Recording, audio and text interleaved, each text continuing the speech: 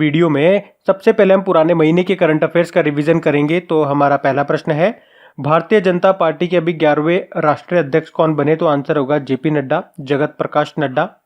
वहीं अर्जुन मुंडा का नाम भी अभी न्यूज में था, ट्राइबल अफेयर्स मिनिस्टर है हमारे, और अभी ये तीरंदाजी यानी कि आर्चरी एसोसिएशन ऑफ इंडिया के अध्यक्ष बने थे।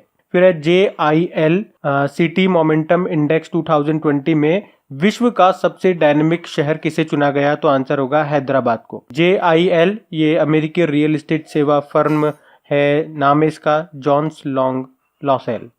फिर है, किस राज्य सरकार ने राज्य के लिए 3 राजधानियों के निर्माण को मंजूरी दी थी? तो आंसर होगा आंध्र प्रदेश।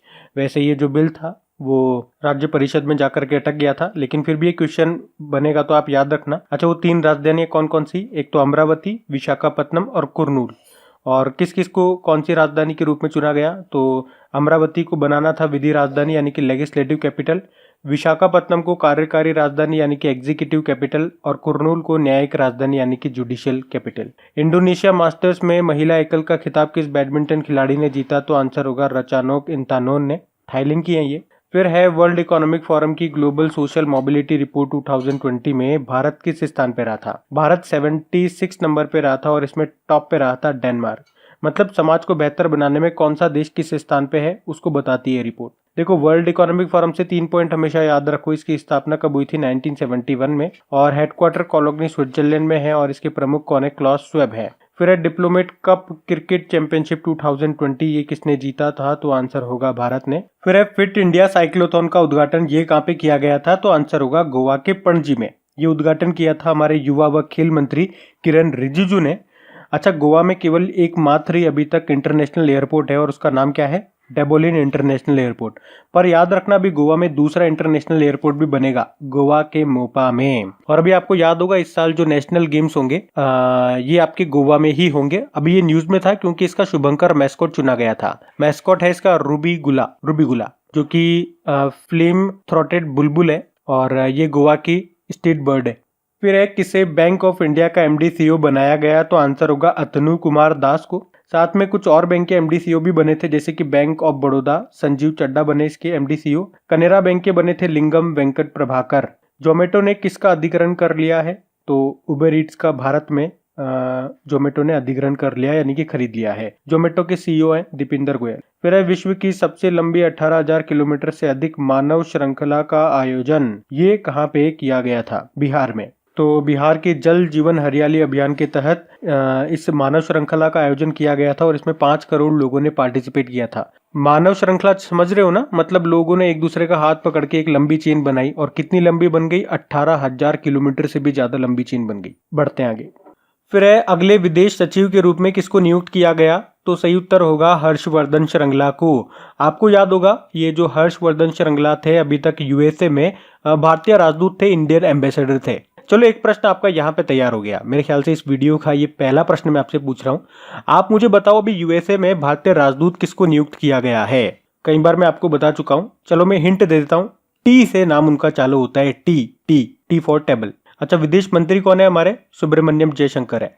फिर है, किस रेलवे स्टेशन पर वायु प्रदूषण से निपटने के लिए ऑक्सीजन पार्लर खोला गया? तो आंसर होगा नासिक रेलवे स्टेशन। लगभग 1500 पौधे यहाँ पे लगाए गए थे। फिक्की के नए अध्यक्ष के रूप में किसको नियुक्त किया गया? तो संगीता रेड्डी बनी है फिक्की की नई अध्यक्ष।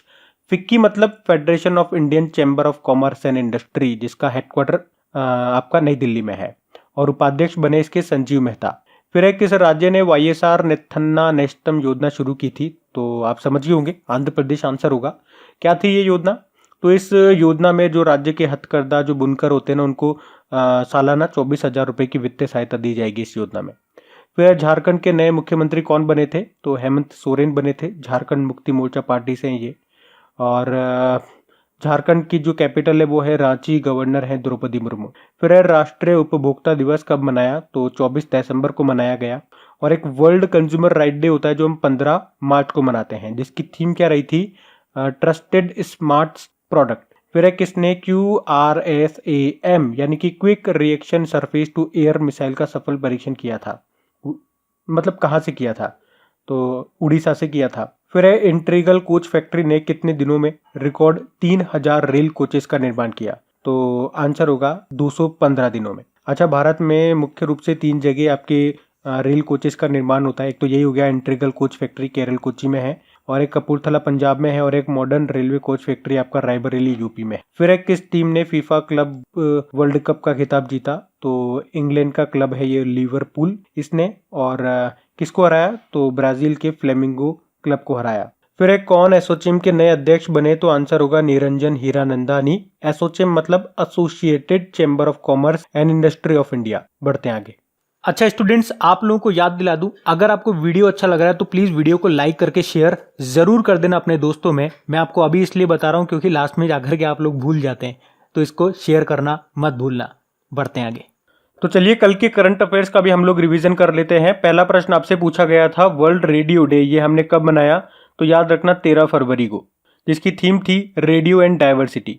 फिर है ब्रिटेन के वित्त मंत्री अभी कौन बने हैं? तो भारतीय मूल के हैं ये, इनका नाम है ऋषि सुनक। और इसी तरह से आपको याद होगा 2019 में भी ब्रिटेन की जो गृह मंत्री बनी थी वो भी भारतीय मूल की थी, नाम था उनका प्रीति पटेल। फिर है गौरेला पेंड्रा मारवाही, ये किस राज्य का नया जिला बना है? तो आंसर होगा छत्तीसगढ़। छत्तीसगढ़ का ये 28वें नंबर का जिला बना है और बिलासपुर से अलग करके इसे बनाया गया है। फिर है the thin mind map book, इसको अभी रिलीज किया गया है इस पुस्तक को, इसके लेखक कौन है? तो आंसर होगा धर्मेंद्र रॉय। बिम्स्टेक आपदा प्रबंधन अभ्यास 2020 ये कहाँ पे शुरू हुआ है? तो ये शुरू हुआ आपके उड़ीसा के भुवनेश्वर में, और इसका आयोजन कर रहा है एनडीआरएफ। अच्छा, पर ध्यान देना इसमें थाईलैंड और भूटान पार्टिसिपेट इस बार नहीं कर रहे हैं। तो कौन कौन से देश पार्टिसिपेट कर रहे हैं इस एक्सरसाइज में? तो भाई देखो, बिम्स्टेक में टोटल कितने मेंबर कंट्रीज हैं? 7 हैं, तो 7 में से 2 नहीं कर रहे हैं, तो 5 कर रहे हैं। तो आपको ये बताओ पहले कि 7 मेंबर कंट्रीज कौन कौन है? तो Bhutan, India, Myanmar, Sri Lanka, Thailand, Bangladesh और नेपाल। थाईलैंड और भूटान को हटा दो तो बाकी 5 इसमें पार्टिसिपेट कर रहे हैं। फिर है एयर इंडिया के नए एमडी के कौन बने सीएमडी? तो राजीव बंसल बने। अभी तक अश्विनी लोहानी थे लेकिन उनका टाइम पीरियड पूरा हो गया। और एयर इंडिया आप जानते ही हो, सरकार अपनी 100% हिस्सेदारी बेच रही है इसमें। फिर है किस देश की एक स्टार्टअप कंपनी ने एक साथ 34 उपग्रहों को लॉन्च किया है? तो आंसर होगा ब्रिटेन की कंपनी है ये, वन वेब इस कंपनी का नाम है। और इनको लॉन्च किया कहाँ से? कजाकिस्तान के बेकुनूर पोर्ट से सोयुज रॉकेट के द्वारा इनको लॉन्च किया गया है। फिर है विश्व का सबसे बड़ा टेक कार्यक्रम जिसका नाम क्या था? Mobile world Congress. ये कहाँ पे होना था जिसे अभी कैंसिल कर दिया गया कोरोना वायरस की वजह से? तो बार्सिलोना में होना था ये 24 से 27 फरवरी तक। बार्सिलोना आपका शहर है स्पेन में, स्पेन की कैपिटल मैड्रिड है जहाँ पे आपका वर्ल्ड टूरिज्म ऑर्गेनाइजेशन का हेडक्वार्टर है। फिर है राष्ट्रपति रामनाथ कोविंद जी ने किसे प्रेसिडेंट कलर सम्मान से सम्मानित किया? तो आईएनएस शिवाजी को। फिर इकोनॉमिस्ट इंटेलिजेंस यूनिट ने 2020 के लिए वैश्विक वृद्धि दर को कम करके कितना किया? तो आंसर होगा 2.2%। पहले 2.3% कहा था, अब 2.2 कर दिया, और ये भी सब भी हुआ कोरोना वायरस के कारण। इकोनॉमिस्ट इंटेलिजेंस यूनिट का हेडक्वार्टर लंदन में है। फिर है हरियाणा सरकार ने पढ़ने की आदतों को बढ़ावा देने के लिए किस इनिशिएटिव को शुरू किया? कौन सी पहल को शुरू किया? तो रीडिंग मिशन को शुरू किया है। फिर है भारत का सबसे बड़ा वायु गुणवत्ता निगरानी नेटवर्क यानी कि एयर क्वालिटी मॉनिटरिंग नेटवर्क, ये कहाँ पे स्थापित किया जाएगा? मुंबई में। बढ़ते हैं आगे। तो स्टैटिक क्वेश्चंस की बात करेंगे।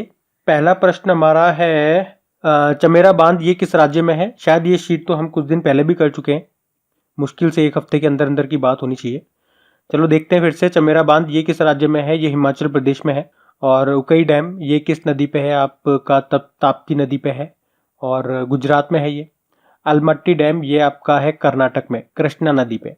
डलहस्ती डैम ये आपका पूछ रहा है किस नदी पे है? तो चेनाब पे है। और राज्य आप बता ही सकते हो, आपका जम्मू कश्मीर है, यूनियन टेरिटरी हो गया अब ये। फिर है हीराकुद डैम ये किस नदी पर है? महानदी पर है। और खास बात क्या है, हीराकुद डैम की भारत का सबसे लंबा डैम है ये, उड़ीसा में है। इडुक्की डैम आपका कहाँ पर है? केरल में है। और किस नदी पे है? तो पेरियार नदी पे है। भारत में सबसे ऊंचा बांध आपका टिहरी डैम है उत्तराखंड में। और किस नदी पे है? तो भागीरथी नदी पे है, उत्तराखंड में है ये। फिर है लखवार बांध ये कहाँ पर है? उत्तराखंड में ही है ये भी, यमुना नदी पे है ये। दुधवा डैम ये किस नदी पर है? ये आपका महानदी पर है। और है कहाँ पे? ये छत्तीसगढ़ पे है। फिर है भाखड़ा नांगल बांध ये किस नदी पे है? तो सतलज नदी पे है, हिमाचल प्रदेश में। बढ़ते हैं आगे। तो इम्पोर्टेंट डेज की बात करेंगे। पहला प्रश्न है विश्व शरणार्थी दिवस ये हमने कब मनाया था? 20 जून को मनाया। और थीम क्या रही थी इसकी? Step with refugee, take a step on world refugee day. विश्व शरणार्थी दिवस को अंग्रेजी में क्या बोलेंगे? वर्ल्ड रेफ्यूजी डे हमने कब मनाया? तो याद रखना 20 जून को। फिर है वर्ल्ड अर्थ डे, ये हमने 22 अप्रैल को मनाया, जिसकी थीम थी protect the species. World malaria day की बात करेंगे, 25 अप्रैल को मनाया था, जिसकी थीम थी zero malaria starts with me. राष्ट्रीय पंचायती राज दिवस 24 अप्रैल को मनाया। वर्ल्ड इंटेलेक्चुअल प्रॉपर्टी डे, ये हमने 26 अप्रैल को मनाया। फिर है अंतरराष्ट्रीय खदान जागरूकता दिवस, 4 अप्रैल को मनाया गया, जिसकी थीम क्या थी, United nation promotes sustainable development goals, safe ground safe home. फिर राष्ट्रीय समुद्री दिवस यानी कि नेशनल मैरीटाइम डे, 5 अप्रैल को मनाया। वर्ल्ड हेल्थ डे अपन ने 7 अप्रैल को मनाया था, जिसकी थीम क्या रही थी, health coverage everyone everywhere health for all. फिर है वर्ल्ड होम्योपैथी डे, ये 10 अप्रैल को मनाया। और वर्ल्ड हीमोफीलिया डे 17 अप्रैल को मनाया था, जिसकी थीम थी आउटरीच एंड आइडेंटिफिकेशन। तो गाइज ये था आज का हमारा करंट अफेयर्स का वीडियो। आपको वीडियो कैसा लगा? वीडियो पसंद आता है तो प्लीज इसे अपने दोस्तों के साथ में शेयर जरूर कर दिया कीजिए। और अब कुछ क्वेश्चंस आपके सामने